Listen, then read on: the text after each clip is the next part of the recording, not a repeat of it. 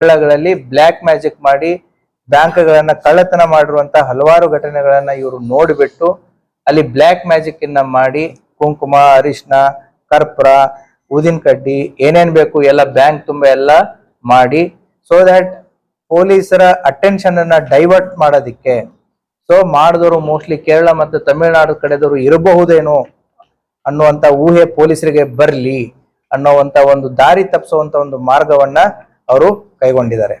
ಅಷ್ಟೇ ಅಲ್ಲದೆ ಬ್ಯಾಂಕ್ ಅಲ್ಲಿ ತಾವು ಈಗಾಗಲೇ ತಮಗೆ ಗೊತ್ತಿರೋ ಹಾಗೆ ಖಾರದ ಪುಡಿಯನ್ನ ಎರಚಿದ್ದಾರೆ ಮಾಡಿದ್ದಾರೆ ಅಂತಂತೇಳಿ ತಾವು ಕೂಡ ವರದಿಯನ್ನ ಮಾಡಿದ್ರಿ. ಇದು ಡಾಗ್ ಸ್ಕ್ವಾಡ್ ಆಗಿರ್ಬೋದು ಅಥವಾ ಪೊಲೀಸರಿಗೆ ಫಿಂಗರ್ ಪ್ರಿಂಟ್ ಸಿಗಬಾರ್ದು ಅಂತಂತೇಳಿ ಗ್ಲೌಸ್ ಗಳನ್ನ ಯೂಸ್ ಮಾಡೋದಾಗಿರ್ಬೋದು, ಇವನ್ನೆಲ್ಲ ಅವರು ಸ್ಟ್ಯಾಂಡರ್ಡ್ ಆಗಿ ಮಾಡಿದ್ದಾರೆ. ಅಷ್ಟೇ ಅಲ್ಲದೆ ಕೂಡ ಈಗ ಅವರು ಹಲವಾರು ಮಾಡೆಲ್ಸ್ ಗಳನ್ನ ಸ್ಟಡಿ ಮಾಡಿದ್ದಾರೆ. ಸೊ ಕೆಲವೊಂದಿಷ್ಟು ವಿಚಾರಗಳನ್ನ ತನಿಖೆ ಹಿತದೃಷ್ಟಿಯಿಂದ ನಾನು ಇವಾಗ ಯಾವುದನ್ನು ಕೂಡ ರಿವೀಲ್ ಮಾಡ್ತಾ ಇಲ್ಲ.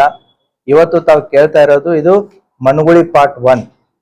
ಸ್ಟಿಲ್ ದೇರ್ ಇಸ್ ಅ ಮನುಗುಳಿ ಪಾರ್ಟ್ 2 ಅವೇಟೆಡ್ ಇದೆ. ಸೊ ಆ ಸಂದರ್ಭದಲ್ಲಿ ಕೆಲವು ವಿಚಾರಗಳನ್ನ ತಮ್ಮ ಗಮನಕ್ಕೆ ತಗೊಂಡ್ಬರ್ತೀನಿ. ಇವರು ಚಿನ್ನ ಆರ್ನಾಮೆಂಟ್ಸ್ ಗಳನ್ನ ಹಾಗೆ ಇಟ್ರೆ ನಾಳೆ ಡಿಸ್ಪೋಸಲ್ ಮಾಡೋದು ಕೂಡ ಕಷ್ಟ ಆಗುತ್ತೆ ಅಂತಂತ ಹೇಳಿ ಅವುಗಳನ್ನ ಕರಗಿಸಿದ್ದಾರೆ.